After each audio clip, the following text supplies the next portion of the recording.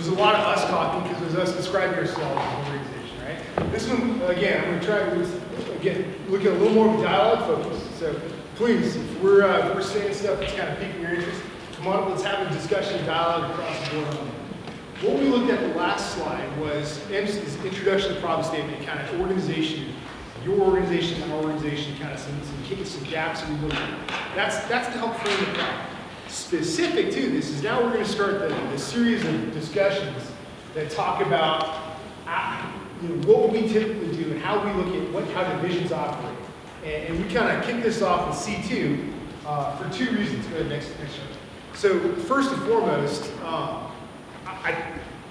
tend to be the lowest common denominator, so the briefs only get better from here, right? I'm not a smart man, but again, dumbass taker here, so that's what you can expect. The other thing is that command and control is an integrated warfighting function. So everything we talk about here, you kind of see touched on throughout the rest of the briefs, and we break down by warfighting function and specific problem sets that we look at, right? So for this, we're going to give a broad introductory overview over a lot of the things you got to look at and pay attention at the division operation. So the point of this is not to say, hey, this is what divisions need to do right. This is going to focus more on us as OCTs, and particularly on you guys. Like, hey, if I'm an OCT in a division, here's some things I got to look at to make sure the division's getting after it, right? If they're not having these key critical meetings, well, you probably got to talk to somebody and be like, hey, you might want this meeting because it drives these other things. Nobody wants more meetings, but if they're good and effective, they should hopefully drive command center business. So we're going to talk about kind of these 5 areas here. What we're going to outline is, one, what a division does, right? Like office space, what would you say you do here? Well, we're going to talk about kind of what they get after. And then we'll talk about 4 broad categories: synchronization, rapid planning, fighting products, and then CP considerations. Within that, we'll have a discussion of how you organize the fight and that kind of thing. We'll talk about some battlefield framework stuff that you mentioned earlier. Okay? Any questions on what we're going to talk through here?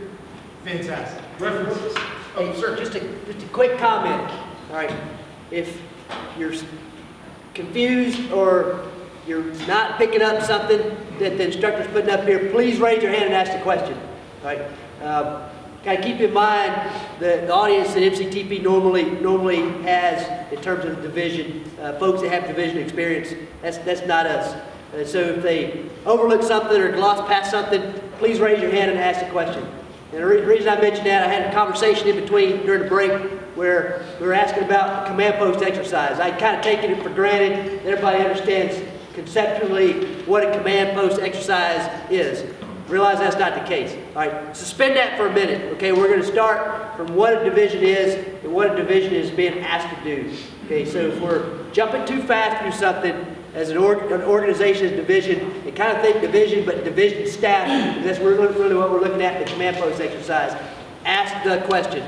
Okay, because if you got the question, guarantee you somebody to your left or to your right has the question. I've been around for a while, so I take some things for granted that maybe I shouldn't. So that's okay. Come up and ask the question. Fair enough? All right. So this is a reference chart. In each one of our seminars, we kick it off with the doctrinal references. So this is a chance for you to kind of go back and you got digital copies of this. No need to jot down everything on here. Frankly, I just put every single reference I could to make myself look smarter than I really am, because I can't get by my looks. But in conjunction with that, because of C2 specific, we've integrated some other things from what I would call organizational management science. So some things from the academic world as well that kind of influence and talk about pertinent to how divisions as organizations run. So we'll talk about a couple of those other things as well. All right? Next chart. Go ahead, sir. Hey, I mentioned earlier, if I'm off base, feel free to disagree. If you haven't kind of looked at battlefield framework, if you don't really understand the division's role in the fight, start with 391. Okay, division operations. Because that's going to show you where they're at on the battlefield, what they're being asked to do, what terrain they're being asked to fight, which also, by the way, drives how the division is organized and what is kind of driving their battle rhythm, the targeting process, so on and so forth. So start with that. And then operations is a good one because that'll give you a broad context even though the 391 is really subordinate doctrine, the 391 is a bit more concrete. We'll give you some things that you can actually see, feel, understand when you're going through the doctrine. And then probably 6.0, and as you get a little bit more into it, 5.0 is really going to help you understand staffs. You know, as mentioned earlier, staff is a staff is a staff. 5.0, regardless of where you land on the staff, is going to help you understand what the staff is being asked to do. Okay, there's subordinate doctrine that goes along with all of those. But if you start with those, you'll be good. RDSP is great. Rapid decision. What does it stand for? Rapid decision Synchronization process. But you need to understand the methodical portion of it first. Right? And then I'm sure the other products are great. To start with your doctrine, and that'll give you a framework to understand what they're driving at with some of the other publications that they offer. And some of the stuff you've seen here as well incorporates kind of some best practices. So there's one slide in here, I'll talk about it. I pulled this straight from the 10th Mountain Tax Op. It's a great product, and we'll get to that. It really clearly lays out decision authorities and who's got the authority to make what decisions. But we'll drive on next time. So this is a TTP I stole from a different OCT, the previous organization. Well, my commander liked to talk about, before you even start anything, we look at after action reviews, right? But this is what he termed a before action review. These are things that we know we're going to walk into, right? It's like, hey, we know the punch is coming. And frankly speaking, this is built off observations, but it's also built off warfighting and trends. So across the board, when you look at what organizations struggle with, these are kind of 5 big areas that we know any division, active, National Guard, no matter what, is just going to struggle with. And so this will help frame some of these discussions as we go on. A lot of things we'll talk about, we may not have a slide that expressly talks about this, but we'll talk about the process throughout. Any opening questions? So I asked before, who here had experience at a division or higher unit, right? We talked about a little bit of the confusion that kind of organically comes with that. Anyone else want to share some experiences they've had working on division staff and all the moving pieces they've seen with it? Go ahead. Sure. So, first Captain Division G5 Assistant Planner in 2006 in Baghdad, where the G5 planners were essentially working through planning the surge in Baghdad. Once we planned it, then I moved over to the G35, which is two rounds, to kind of see that through with one together. We set up the G35 because it didn't exist until we got down range. So then, once we had the plans from G5, and then fine-tuning it in G35 and G5, and then handing that off to the current office, which is G33, so that they could actually come in and provide the C2 of the brigades that come in Baghdad. Yeah. That got us up to eventually, I think, 11 brigades inside the city. Wow, it's not a CT problem. That was easy. It was really cool though, because the plans that we were making was essentially, it was division level plans were in front of the president, that's the 24 hours after we turned them. And then get feedback daily. Okay. And what he touches on is that there's one of the processes you see there is the G5, 35, 33 handover. And we'll talk about that specifically in listicle environments, from that same experience we've had, but to a large degree. Let me also ask, who here has worked with 28, who's got experience with 28 unit? Awesome. Hey, so where would you say they are in regard to these areas? Knowledge management is spot on. They have a very strong KMO that is he's a whip driver. He will, if it's not within that, he kicks it off. That's fantastic. They have a very strong KMO, so they have a very, and their staff is really on board with it. They're, from at least what we've seen so far, their operations and near and far planning have been understanding. They're going through a chief of staff changeover currently, but or planning to, but there seems to be a good relationship building. And then we'll see how they do with their actual full-fledged planning process of the staff. But so far from what we've seen, they've been a very cohesive staff. Okay, well, that's awesome. And anytime you have a good knowledge management system, it makes life easier for talk about that when we talk about some of the plan tenants. Okay, any other opening thoughts or opening comments or assessments from what you've seen? Go ahead, Matt. So I was the CHOPS for Third ID a couple of years ago in Bath, US4 Alpha. What I will say is divisions, they go to like their last known point of what they're comfortable with. So a lot of times, like the current ops fight, I'd have the G2, the G3, the G5, the chief of staff, the CG, all these people in the COIC, or the CJ doc, like micromanaging, so to speak, what I was doing and what the other arms of the staff were doing in the COIC for the CJ doc. That gets overwhelming for guys that don't have experience level, and then it takes away from the transition period up there, which divisions should be looking at how they're doing like parallel planning, looking at transitions, using all these other arms and tentacles to help get them to where they're going.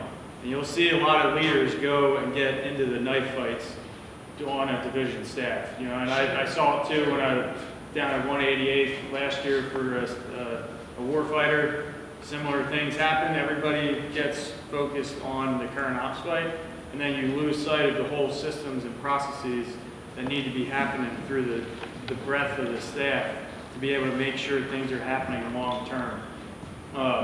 So you got to look at your own experiences when you go in. I think this is a great tool to have for all the warfighting function leads to go in. And that's really where your start point is to kind of help identify that stuff, and it helps give you that frame of reference. But it gets pretty overwhelming when a specific event is happening in the COIC, and then a lot of times when that happens, you'll see other staff sections just kind of like shrink and then just put their head down and take a nap. And you're like, we don't have to worry about this. We're good for 12 hours. The G33, he's got it with all these other people, but the whole staff has to work together, and one small problem can become a huge problem if everybody focuses on it. So it's important to know what people's roles and responsibilities are, how all the things work together, and how you can make sure that as an OC, you help guide them away from a specific friction point. Does that person have to be there for that? Probably not. Is there another working group that they could be at that could provide assessment to help a plan in the long term? Probably. And that's where you got to kind of put your hat on and see it from this perspective. We're all products of our own doing and our own experiences, but that's what I've seen both as a G33 and as like an OC, as like down at 188 doing one of these before. So it's something to be aware of, and I'm just throwing that out there. Yeah. No, I think it's absolutely, you're spot on some of the trends and things we see across the board. That makes sense to everybody. I mean, what Betty Devin was talking about. Anybody not? So just a quick translation. He's talking about G33, G35, so CUOPS responsibilities, staff lanes. What does that sound like if I'm out shooting on a range? Sectors of fire, right? Each of these elements has a sector of fire that they got to be responsible for. And understanding what everybody's sector of fire is going to help you understand when the problem presents itself, when folks that aren't supposed to be concentrating on the problem or chasing the shiny object and not doing what they're supposed to be doing with respect to the division fight. Further on down the road, 72 hours, 96 hours out, some people are supposed to be focused. And when things start happening, everybody tends to focus on the one thing, right? That's what that's what he's trying to get at and kind of attack it.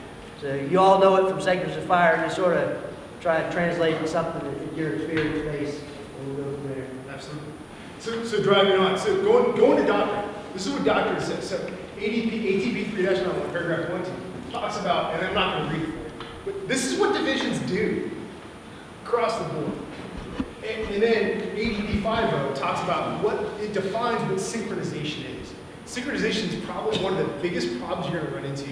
So if you're covered down on a division, the problem is you got all these different moving pieces, right? I mean, if you're a battalion, you got 4 or 5 companies, you got to tell 4 or 5 company commanders, get them in line, get them moving forward, right? At a division, you've got countless companies. You got, multiple battalions, 6 or 7 brigades.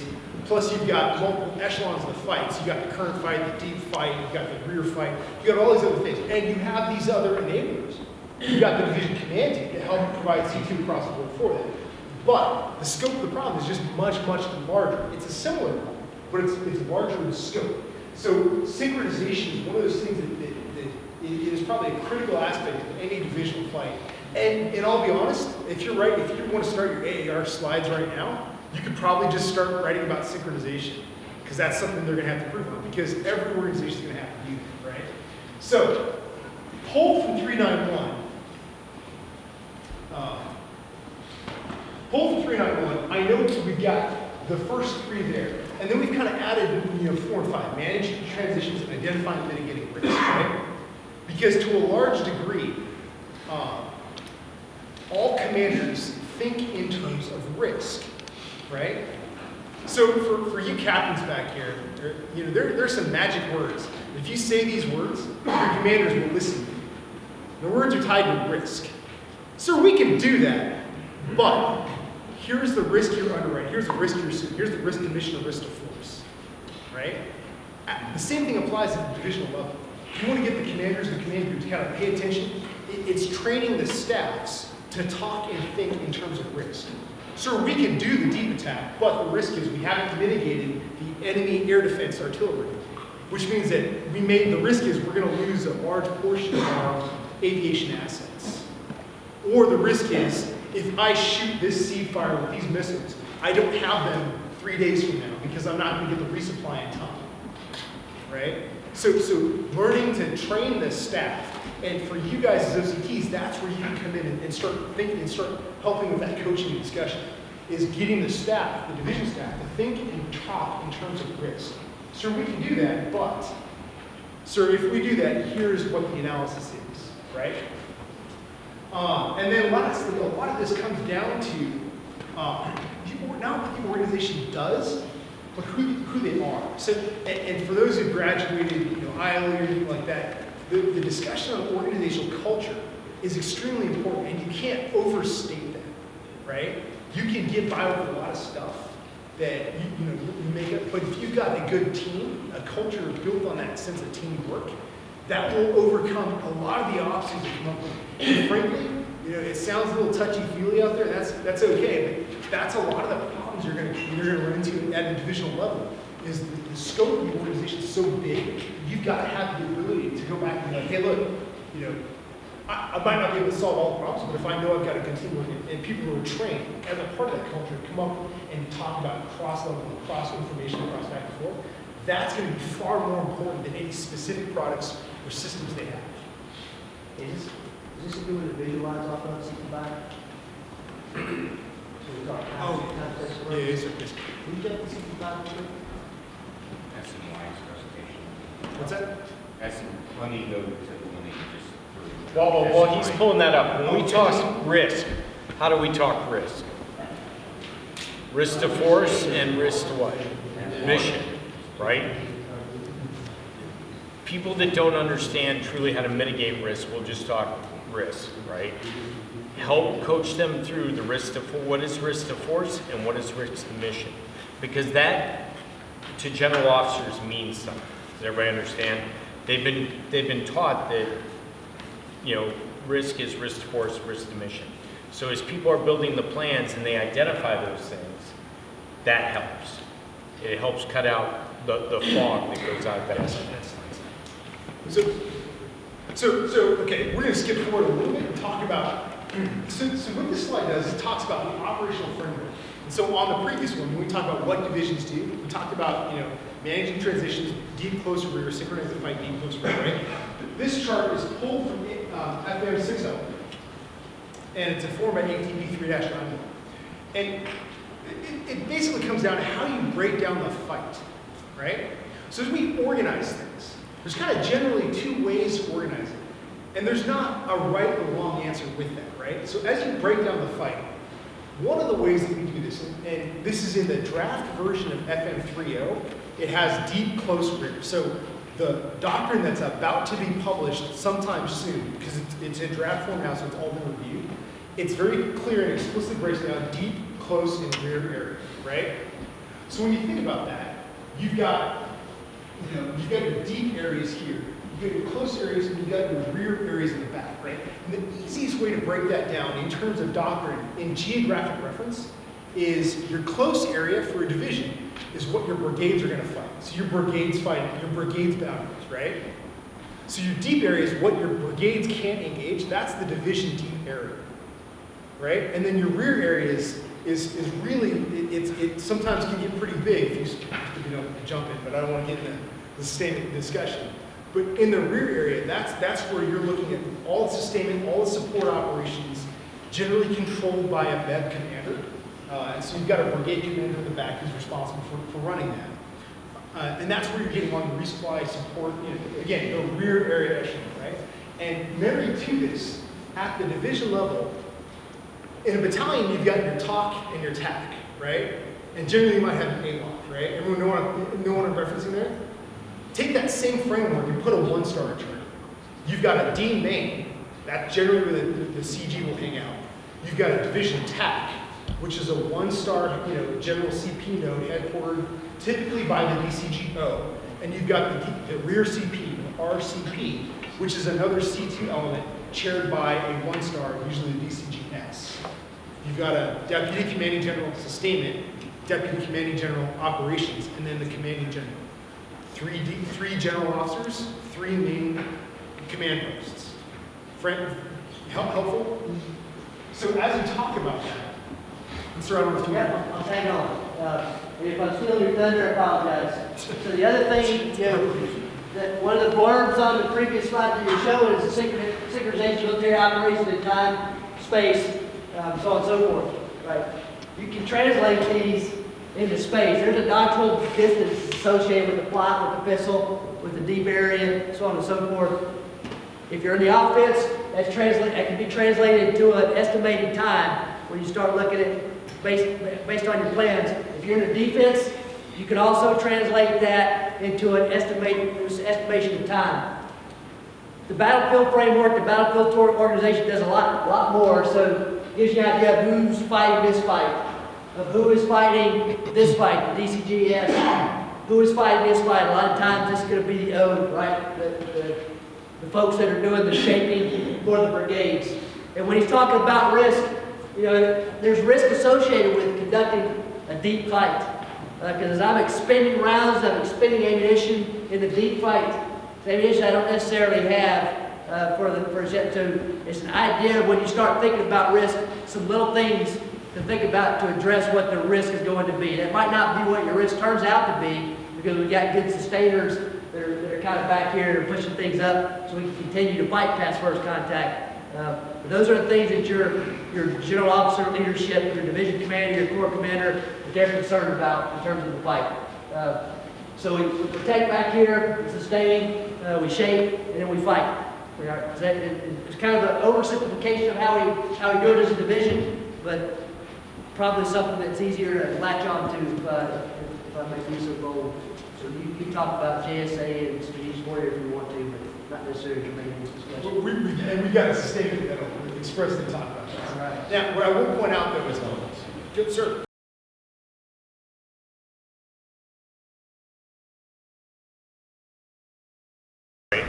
So as you look at this and think about it, and as you look doctrinally about what they're doing, the unit should have a document that's called Terms of Reference, right?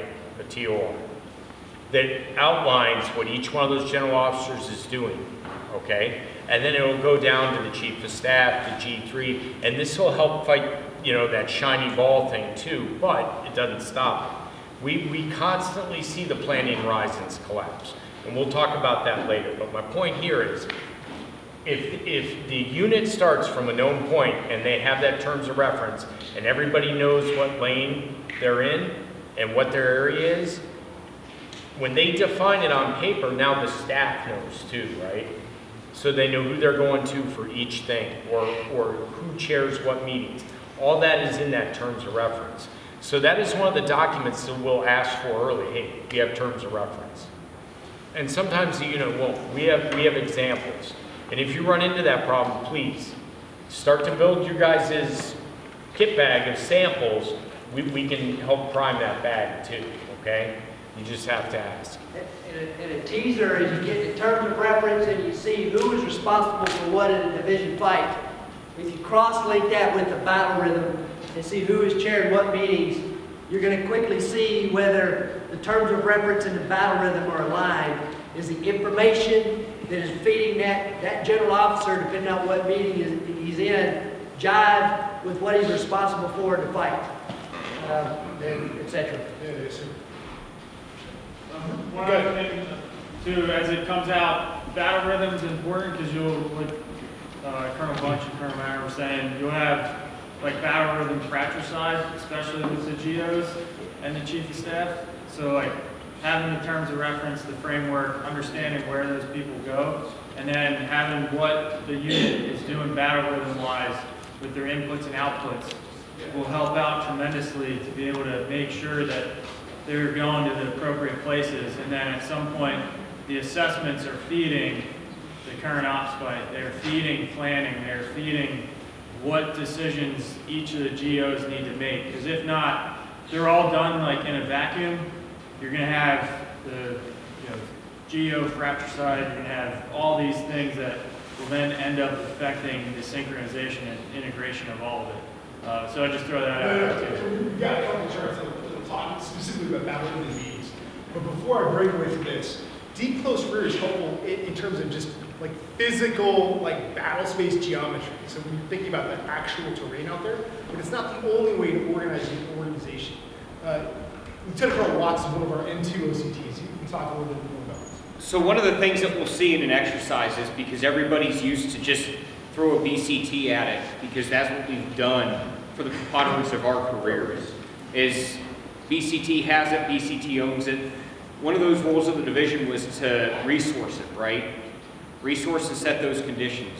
So one of the ways the divisions have to do that is looking at who's the main and supporting efforts. Fair. So think about fires. How do you, when you designate a main effort, that allows that to be the what? Priority of fires. For sustainment, that allows them to be the priorities of support, right? So it's more than just like looking geographically. It's saying who's got the priority for what. Because the problem that we see, again, is we're used to just being like, all right, BCTs, you have all your toys, go. And it's how did I weight each BCT to do what were the primary, secondary, and tertiary tasks? No, that's fantastic. So again, there's different ways to organize it, and what I'll say is there's not one specific way to do it. There's not one obligated way you got to crack that nut, right? But what you got to do is understand how they're organizing it and do it in a logical and consistent fashion, so we know, as Colonel Manner pointed out, who's in charge of what. Because what you don't want is three different GOs thinking they're all in charge of the same thing, and then to your point, no one's looking at the fight in the rear. So how am I going to sustain this? No one's thinking about, hey, I'm focused on the obstacle belt right in front of me, but I'm not looking at the division counterattacking and way out the deep fight. So you've got to be able to do that and help the division, not us, because we're not the staff. We got to be aware of that, so we coach the division on how to do that. Let's go to slide 6. All right, so 2 ways we do this, right? Who here has heard the term silos of excellence? Anybody heard that term? Yes, no? Go ahead, Chaplain. Oh. Did you hear about it? I'm going to put you on spot. Perimeter stovepipe, I'm excellent right here. Yeah. There's nothing, I'm not communicating or synchronizing or doing anything Absolutely. with my counterparts or other staff. Right? No, I mean, again, you've got a direct stovepipe of excellence right to the man upstairs. I do. Fantastic. I appreciate it, right? But that's not to say that no one else has that same stovepipe to manage. I'm just kidding. So thanks, John. so we've all seen this, right? I mean, where are my sustainers here? I know I got some of you, okay? All right, guys, come on. Hands up, sustainers, right? Thank you. Oh, look at that. There's more of you now. Okay, awesome, right? I got maneuverists. No one wants to be maneuverists? I'm a maneuverist. Thank you. Right? And we've got I know we got some fires guys. I know there's at least two there, right? Any other fires folks? All the way in the back. I love it. back row back there, right? So the problem set is, when you get these silos of excellence, you know exactly what's going down in your specific silo, right? So you're going to have that brilliant sustainment captain that's be like, well, I can tell you this is who here seeing what's going on in Russia right now? Or in Ukraine, I should say. My apologies, right? Right? What's one of the biggest challenges they're facing right now? The Russian army. Sustainment. What are we seeing here? Go ahead, speak up. What do you see?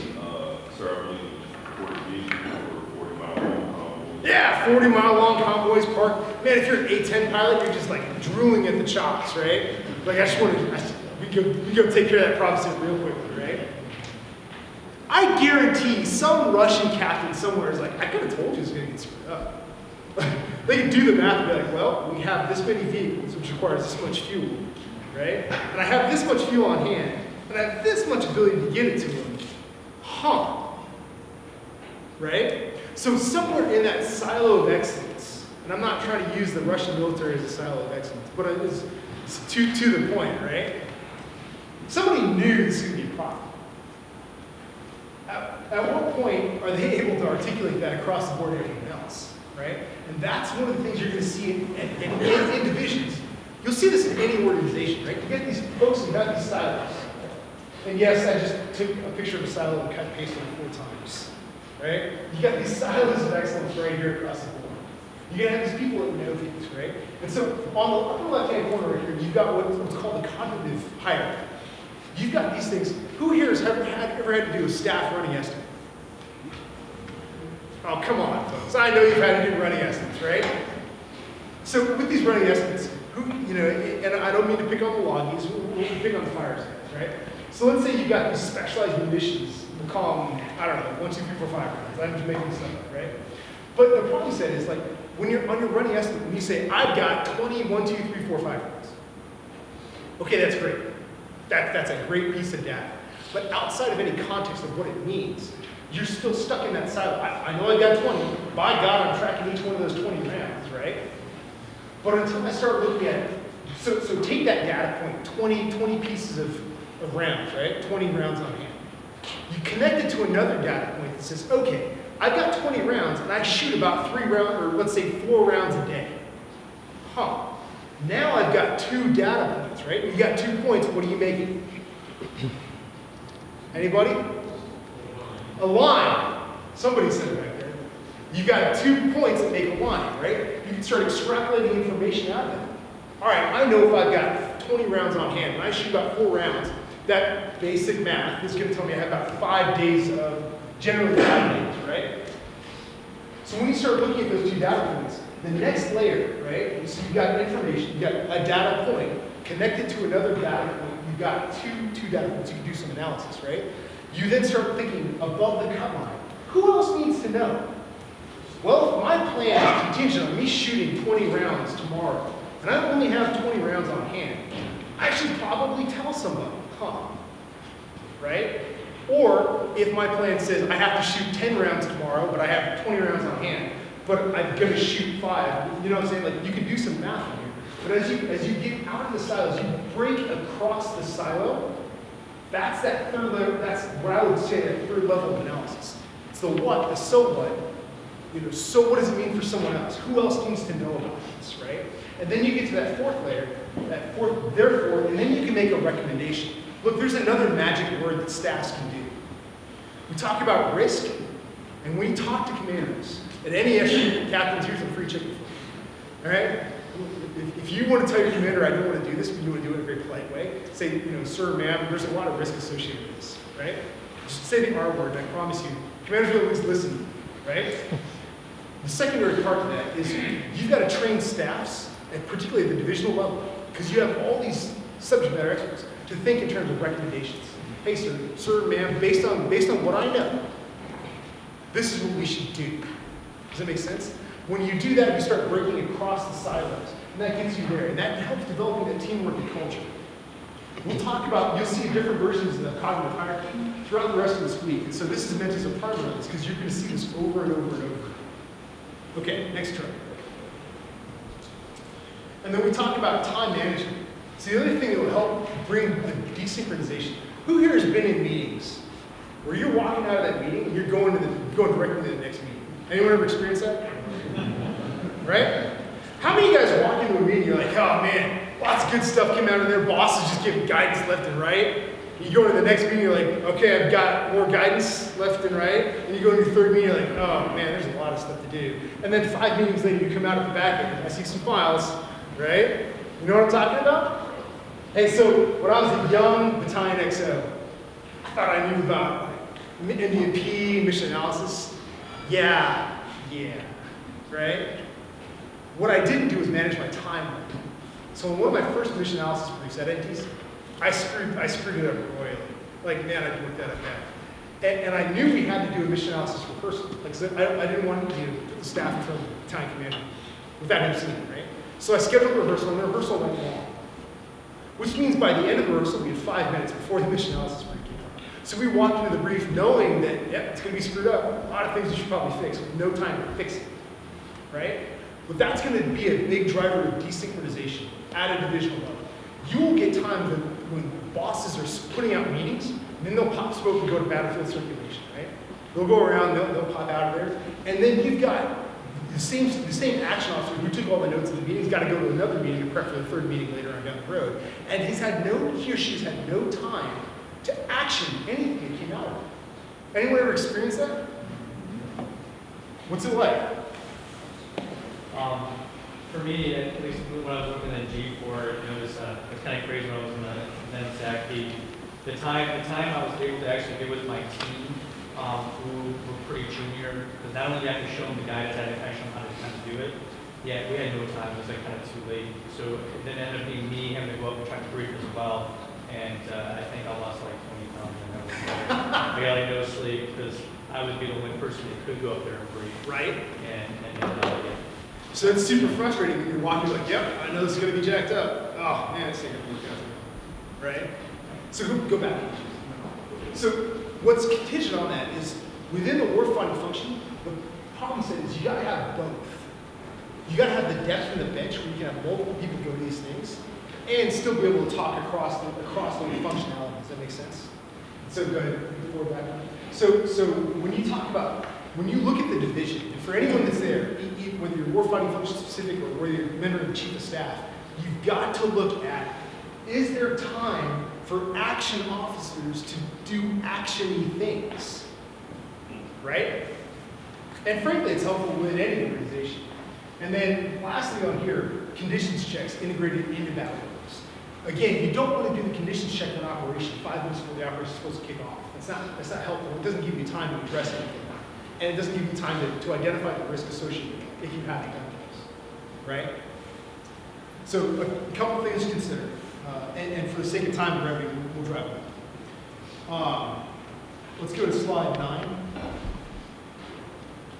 So in terms of meetings, there's something called the critical path. And a critical path is basically what we talked about, what I think Major Devlin back there had mentioned earlier. It's like, is there a specific input and output to this meeting? Does that drive to the next meeting? Basically, is there a logical framework that ties these meetings together, right? And so in the division staff, you will see a ton of meetings. And generally, they're pretty important across the board. So on this chart right here, on the lower right-hand side, I've listed out some of the meetings that divisions have to do to integrate across the board in terms of the warfighting functions. So you've got to have some method by which the commanding general is able to step back, visualize, and describe what they want to do, not today, but over the next 3-4 days, right? So what you may find is sometimes the commanding general can be a desynchronizer if they're not articulating that clearly enough, and the division doesn't have the system to capture what the commanding general is saying. Make sense? So what I've seen, I've personally witnessed this happen. The CG goes into he goes into the plan cell, it's like, hey, this is what I'm thinking, right? But the plan cell was just so tiny that you could only put 4 or 5 people in. So not everyone that had to hear what had to get said was hearing what had to get said. And then the CG goes on a battlefield circulation, goes to a brigade headquarters. And I was following along as a good OCT, was taking notes.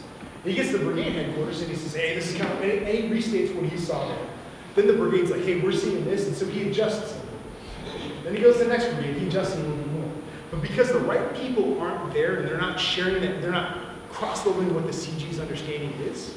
The CG had a good understanding, he clearly understood what the enemy is doing. His ability to articulate his visualization, his ability to speak about what he's seeing and communicate that to the entire division meant that at one given time, he's only talking one specific part of it. And that's as much a process failure on the divisional level. Hey, you've got to have some way of cross-leveling what the boss is seeing as he's going place to place, and as he's trying to visualize it. So the question is, where does the commanding general visualize the fight? That's a valid question to ask. And as you, as OCTs, are looking at this, that's something you got to look at that. It's like, where is the boss? How is he? Is he over a map? Is he over a table with a map board, moving these icons? If that's how he's visualizing that, you got to capture that and then help the division see that in themselves. Because what we then try to do is we pull aside the rest of the teammates and say, hey, look, if we see the boss over this giant map table, say, hey, this is where I see the enemy, this is what I think they're doing, you got to have the right teammates in there. And part of the reason this division was struggling because they didn't have the right guys there. So as OCTs, we were able to step back and say, oh, hey, you need these other 3 guys in that conversation as well. So when they break and scatter, everyone's on the same page. You don't have just one small silo. You've got to integrate it across everything. Make sense? Go ahead. Part of the point on that too, I think a lot of these things, when it comes to the digital systems, you have senior leaders that aren't trained on the digital system, so they're maybe not confident to get behind CPCE or CPOP for some of these meetings and give their guidance out. So they err on the side of the analog and go around, and it does cut into the time. So talking to senior leaders before they go through a CPX or warfighter to get the correct guys trained on it, so they're not always reliant on that one NCO to show them how to go through CPC or CPOP or MS Teams for us or some other system, and they default to their what they're comfortable with. They have to be willing to work through those and to be like their own assessment of themselves and their organization to get the correct people trained on those systems to enable their pace plan to work through in the meeting, so that way they aren't wasting people's time, or they are not taking the right people with them, or they have the right forum to be able to broadcast out, so that way things can happen at the action officer level.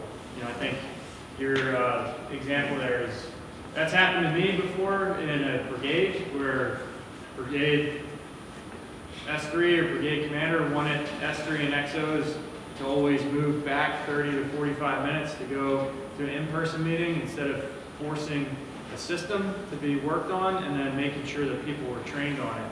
So that way they could give the time back to be able to execute things. So I just throw that out there again for people to be aware of, especially for us too, as OCs for National Guard and Reserve units. When we look at their training plan, is be able to ask those questions. Are you sending the right people to the right things that can, and we can draw the linkage to them here to be able to kind of guide them to get time back, where a lot of people always talk about, I don't have any time, where time is always taken away from me.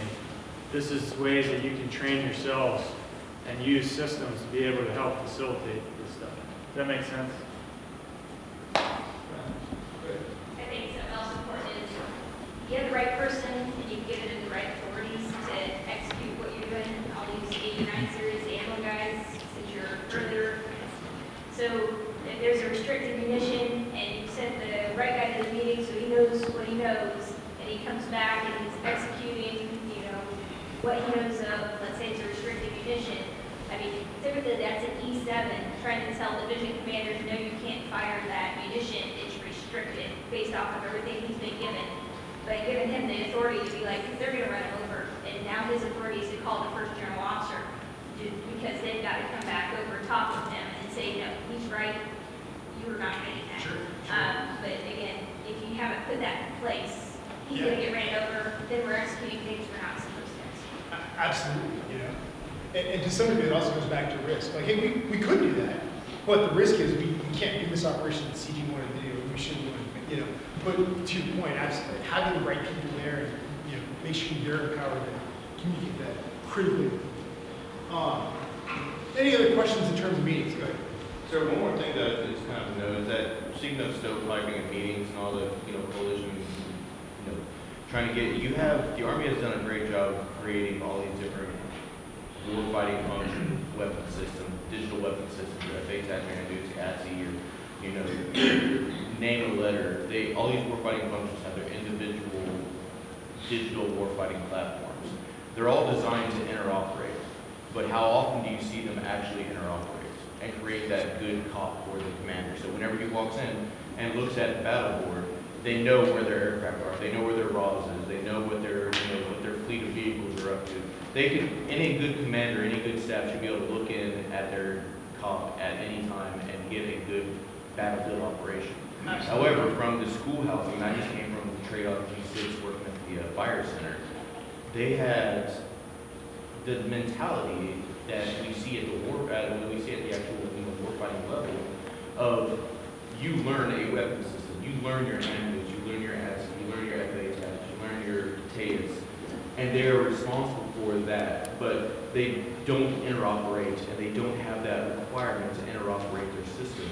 So whenever something as simple as a digital fire mission comes through that should be purely automated, it requires, human interaction, where in reality, if all your safeties were set and all of your plots and everything that were set correctly, that gun line can get a mission without ever actually being told, hey, go fire around, because it's pre-programmed. Sure. And to both your points, there are automated systems we can do. I would submit to you that as OCTs, like part of that is helping coach them onto some gaps where they may have gaps in some of the systems and systems knowledge. Part of our job as OCTs is just observe what they're doing. Like, hey, is it working for you or not? And asking those simple questions, like that is helpful. If you've got a 45-minute clearance time for air, it's probably not helpful because your counterfire is not going to be very effective, right? But, at the same time, if you've got if you see that the boss, the CG, just likes to talk over an analog map, okay, that's what the CG wants to do. That's how he's visualizing the fight. He or she are visualizing the fight that way. Okay, great. Then that's the system they're going to use.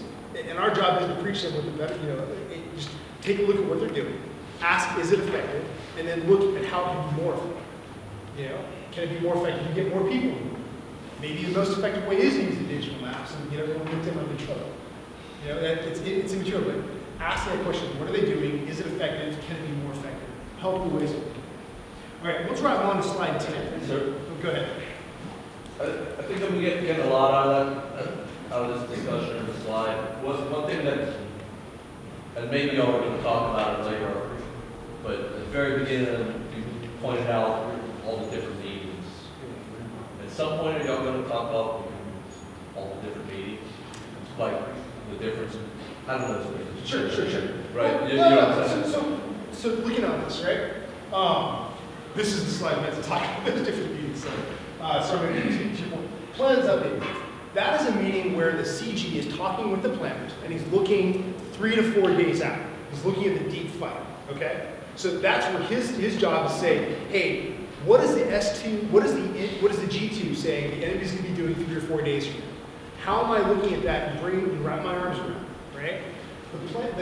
The bub and the cub, well, those are different, you can call them buas or kuas, bub, cub, it's immaterial, right? When you help differentiate them, whatever you call it, the bub is the meeting where the staff talks to the commanders, right? So bub or bua is staff to commanders. And a problem is when the CG is not present at the bubs and he delegates that to the chief of staff. That's the opportunity for the staff within their specific warfighting function to come up and say, hey, sir, we have risk here. That's the G4 coming up to the CG saying, we are at risk of overrunning our logistical reach right now. That's the DFIS Corps coming up and saying, sir, we have some critical gaps in where our fires batteries are located, and we need to get these other PAAs opened up. That's where they're talking about those specific risks. That's where the protection's coming up and saying, sir, we're underutilizing our vendors. We've got them put in the wrong places because I can't protect the force when we get on the other side of the wet gap crossing or when we do them at the aerosol. Those are some that, so you've got to have the bub, that's the specific meeting where the staff talks to the commander. The cub is the commanders talking to the commanders. So that's typically subordinate commanders talking. And when they talk, they should be talking in terms of risk, right? Risk is not like, oh, I'm going to lose 4 tanks. Risk is, sir, you've said this is the end state. Let's go to the next slide real quick. Boss, this is the original end state, but some things happened where I can't get to your end state. So as a subordinate brigade commander, they've got to communicate that in terms of risk. Hey, sir, you said you want to be at this phase line by 2 days from now. I lost 40% combat power and I have no logistical movement, so I can't get there. And that means the division's fighting like this, vice like this, right? That's the risk you're going to be able to communicate with that. So then what you got here, AWG, TWG, TWG, those are, when you talk about critical path, right? What meeting feeds the next meeting? You get your assessment working group. That's where people are coming back with their assessments. Well, that's going to feed the targeting one. All right, if I know I killed this, what does it look like for me killing other stuff later, right? And then out of the targeting working group, you've got, that generates things, the targeting decisions, right? And that gets in front of the boss. And the problem is when you get the targeting decision board conflated with the plans brief. So, and sir, you laugh, right? I mean, have you seen something like that happen? So what's been your experience with that? Depends on where we're at. Fair. Which job we talking about? If the meetings aren't clearly defined and you're starting to bring one thing over another, you're not getting the decisions you need out of that whatever the glide path is. Right. So if the targeting decision board has a specific decision, specific outcomes, and the information that I need to feed the targeting decision board is coming outside in the plans update brief, it can be in the bugs and it comes, then I'm not getting the right decisions out of the targeting board. Either Sure. missing a decision, making an ill-informed decision, or Right. making a straight-up bad decision. Absolutely. And a decision with imperfect information, it's a good decision, it's a lucky decision, not a good decision. Yeah, so And that typically happens a lot, and it helps to conflate it. So what you see here, the next one there is from the logistical side of the house too. You've got the logistical synchronization, which is kind of everyone just giving you log stat reports and saying, hey, this is where we're at. And then from there, you've got, that feeds the movement reports, all right? What do I need to do to move stuff around the battlefield? And again, this is a primer. My counterparts in the back will get much more into the specifics of this when they get to their specific ones. But you can see how the log stat brief, the logistical sync, it feeds the movement. If I know this brigade is black on something, I've got to move assets to go sustain it, right?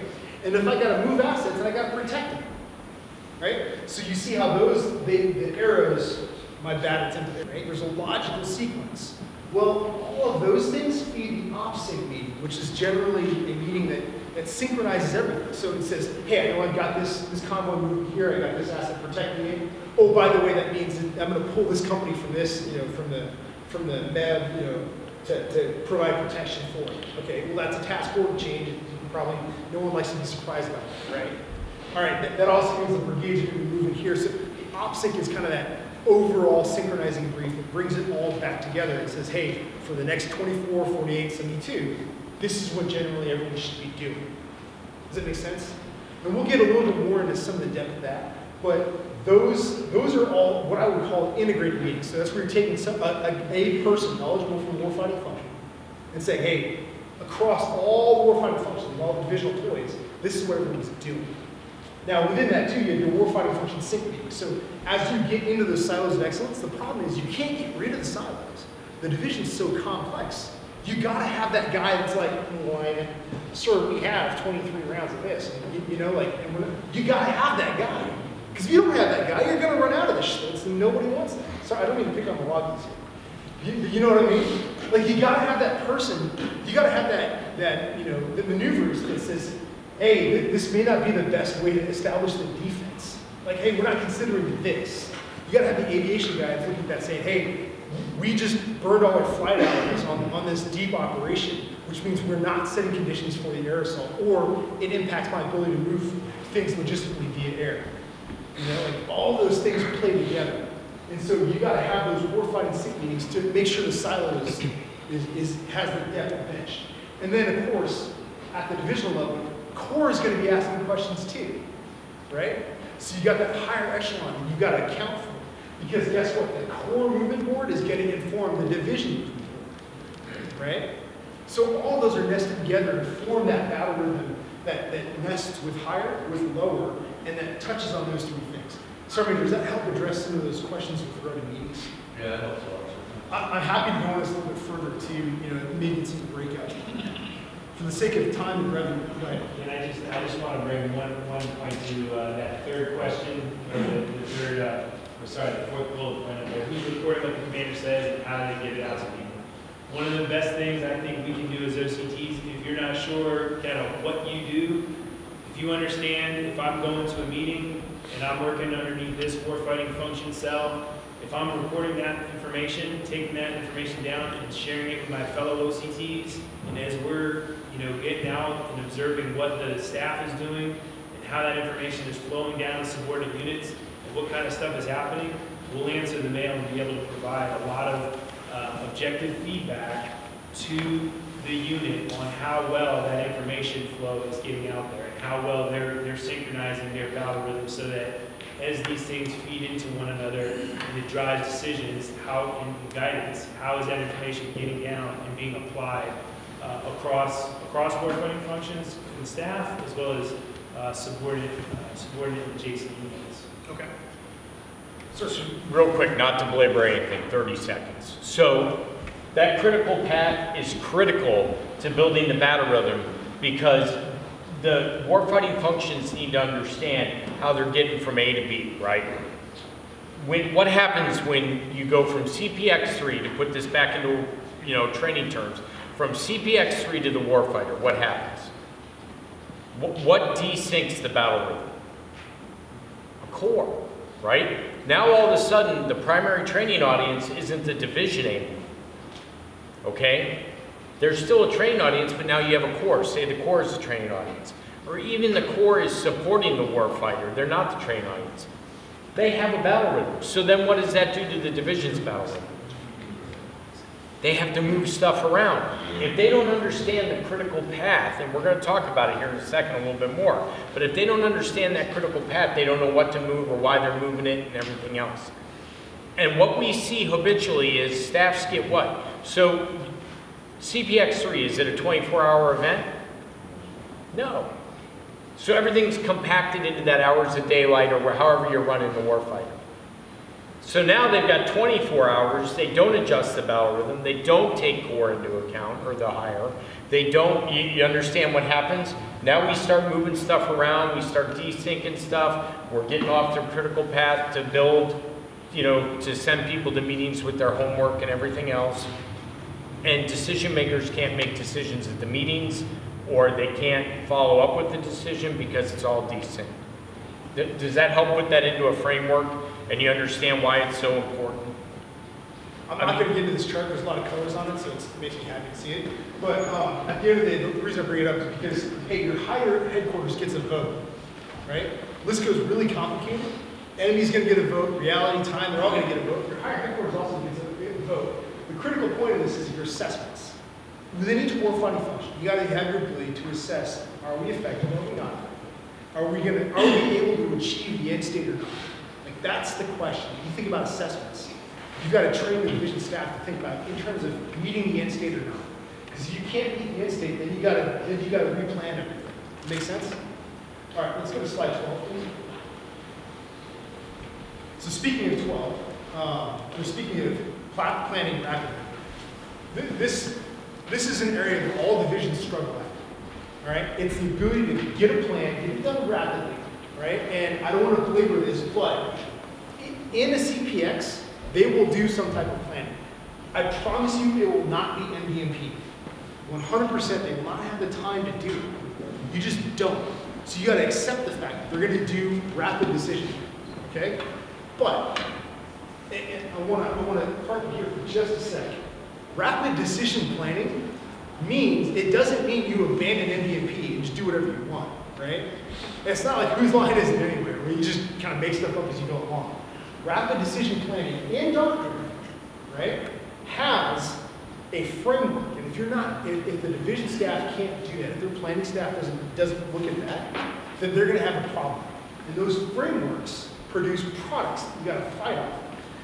Does it make sense? So when you look at rapid decision planning, you've got to have, as your commander pointed out, it still has that roots in MDMP. You've got to do those things. Look, when the doctrine says develop a course of action for rapid decision planning, I'm gonna toss out there, that sounds a lot like co-dev in MDMP, right? They use the same words. So there's one of my favorite pieces of doctrine right here, one of my favorite just little nuggets is you gotta determine if the action is not acceptable, develop a new course of action. So if the plan didn't work, then you gotta do a new plan. Like that's what doctrine tells us. Thank you, doctor. It's very helpful. Very insightful. Okay, so my point is, a lot of RDSP is the same thing with MDMP, right? A lot of this is tied to fighting products. Let's go to the next chart real quick. This is one where you, as OCTs, can ask some great questions. Okay? And this is at the commanding level, and it's at the staff level. It's at every echelon. What does the boss need to fight the fight? That's a question that you have to drive, and frankly, sir, it's a question you got to make sure the CG is articulated. You know, to his or her ability. What products does the commanding general need to fight the fight? What helps them visualize it? What helps them not? Right? For those who are providing OCT support to the staff, you've got to ask the question, because the products aren't just for the boss. Yes, they support his or her visualization, but the products also talk about how are we synchronizing the fight, because that's one of the divisional responsibilities, right? So for the G3, for the CHOPS, he or she should be using those products as well, right? Because nobody likes to make products that are just for one person. The good products will go across different things, right? For those who are providing feedback for the brigades, guess what? If the division has good products, the brigades will probably steal that too.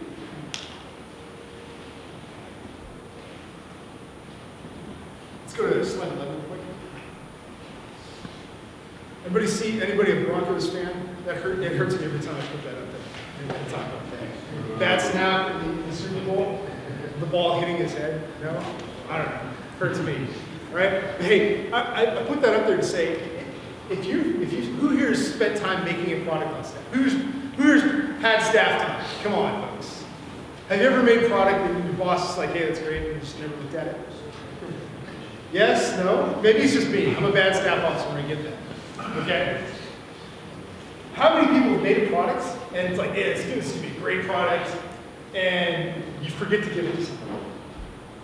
You don't forget, right? It's not my fault they didn't get it. I made a product.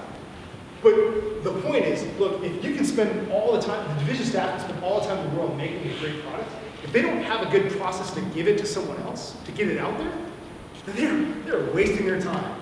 The ball is hitting their helmet of their people, and they're just not handing that over.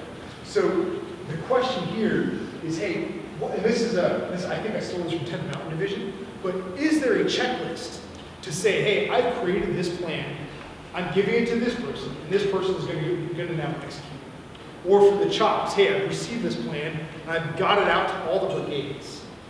Because if you spend time churning a product and don't give it to somebody, you're not going to get any. Questions, comments, experiences?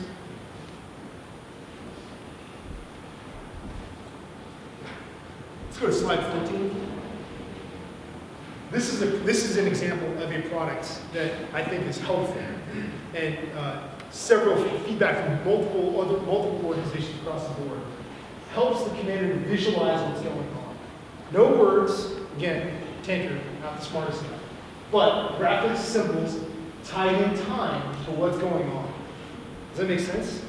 It's a very helpful way for a commander to quickly understand, digest, and disseminate. And frankly, if you're a maneuver brigade and you can't figure out that, hey, this is what I'm supposed to be doing, well, I mean, you should be able to look at that and fight off that, right? So this is an example of a fighting product specific to one unit that's kind of shared across as a best practice.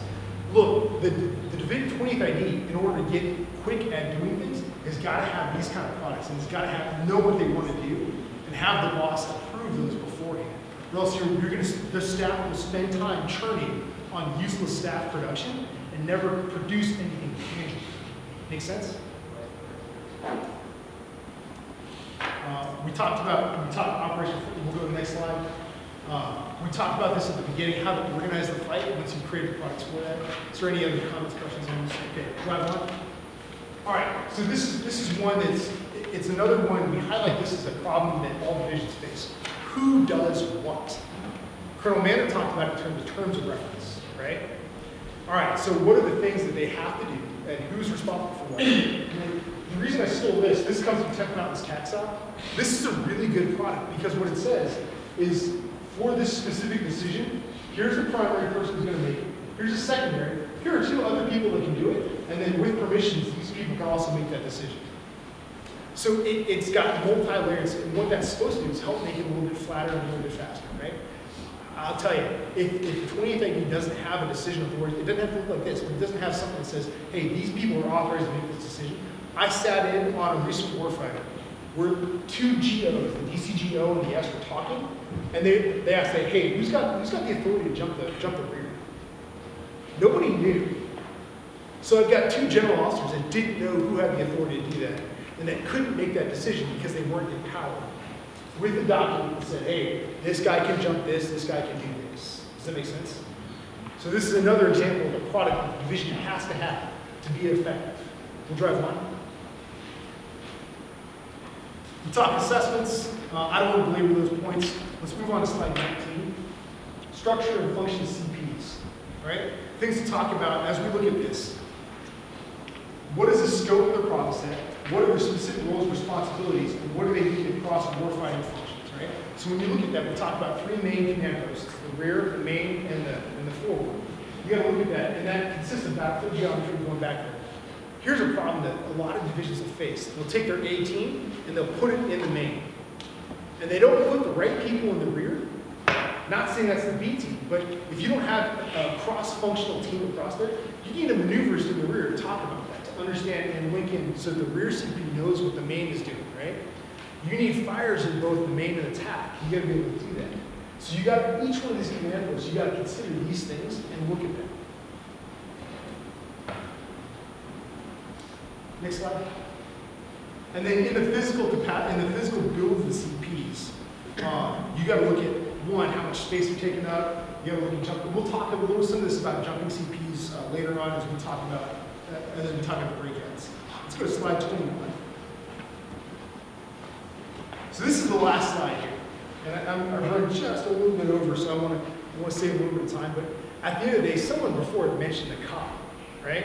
That's the common operating picture. Chief, I think it was you in the back, right? We're talking about it, right? Hey, look, the boss needs to be able to walk in, and this is any echelon, we need to be able to walk in and understand what's going on in the front, right? So asking the questions, if you've got a COP, and here I would say that you got to break from this coin mentality to large-scale combat operations. You can't put every tick on the map, because if you do, your map will be nothing but a vomit of red. Does that make sense? Like, look at this, the one in the lower right hand. What does that tell you at all? Nothing, right? That's not helpful. You know, or look at something like this, so zoomed out with nothing but SIGAX in it, right? Is that helpful?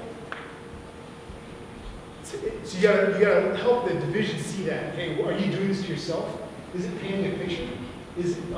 And does it help bring that shared understanding of what's going on for everybody that looks at it? Fair? We're also worth asking the question, what happens when the power goes off? Okay? And how are they maintaining that as well? So 2 questions worth asking.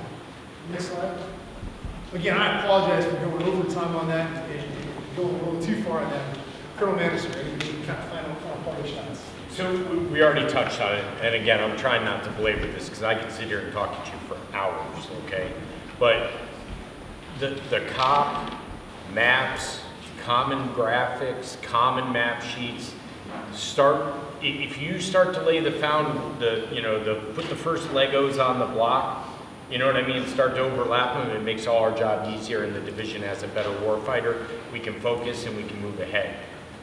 We'll go and they'll be using one map in the plan shop, another map in the ACE, and yet another map out on the code floor, right? Less than helpful. And then having not having standardized flips, not having 10th mount is really attacking us right now. They've gone back to, in a coin environment, it wasn't as critical. Okay, in my mind it was, but it just wasn't. But in a LISCO environment where things are constantly changing, things are constantly being updated, you know, sending folks to battle staff, things like that, all that stuff is starting to build this ability. But it's things as simple as a MACU. People aren't doing a good MACU because, you know, we're going to the same area this year that we were in 3 years ago. You know, I guess we need to know what buildings aren't there anymore, or whatever else was going on with the coin environment. LISCO, everything's changing, everything's developing constantly, and if they don't have a good common operating picture that's shared up and down, I mean, the Corps should have the same map sheets too. And as you go down to echelon, yeah, I think, you know, the scale changes, but you need to make sure that the division is all planning off the same maps and has the same graphics, and if possible, the same digital system to be able to do that. Does everybody kind of understand? I know it sounds easy, but it's not. You almost have to have the map burning party because people will pull stuff out. People will print things. People will do different things. And if somebody isn't enforcing it, it becomes a problem. And getting common graphics out is a whole nother thing. It's an art we've lost. Okay? 10th Mountain had a big map that they had on a board up at the front when they were doing their course of action development, and it made me feel so warm inside. They had big flips they were putting over top of that. You know what I mean? And then they had a plan to distribute those flips to everybody else. Does everybody know what I'm saying? Okay. We had one small caveat is from an OCT perspective, a good TTP to piggyback up what Colonel Mann was saying. Have an OCT designated, just go take pictures of, or not take, record what maps show this. And hey, is there a different map in the plans than a different map in the cool? Are they seeing different things or do they have different graphics? Across the board, I think you can see that. Colonel Watson. I won't be too long. To the cop, it's a way to make sure that everybody's seeing themselves the same way. We're all going to have different perspectives, so each thing that different warfighting functions are seeing might have a slightly different flavor. But when you conglomerate it all, it should be structured so that we all see ourselves the same way at the same time. If the fires guy is seeing things in the maneuver side in difference in time and space, if what I'm seeing is 10 hours old and what the fires person's seeing, and I'm trying to shoot something, I'm making bad information and I'm assuming a little bit of risk to force. So the cop is important. The critical path, it's complicated, don't get me wrong, but if you start by realizing that a critical path ultimately leads to a decision, and all those meetings filter information so that the right information goes into a decision-making forum, you'll kind of understand what the critical path is driving towards. It's not filtering up solely, it's filtering up, filtering out, because the staff is responsible for disseminating out and down and up, and so you can't let the division staff lose sight of that. You ask things like, is the right person that's making the decisions in the right meetings? Are the right people in the right meetings along the path? Is the right information coming in to those meetings? Are people coming in with the right information that needs to be filtered up to lead to a decision? So you kind of start with those questions. It'll help you see and troubleshoot a little bit what the division staff is doing well, what they're maybe not doing so well. Yeah. Gentlemen, hey, thank you so much. Hey, we'll take 5 minutes and come back here about in 5 for the intel. Thank you.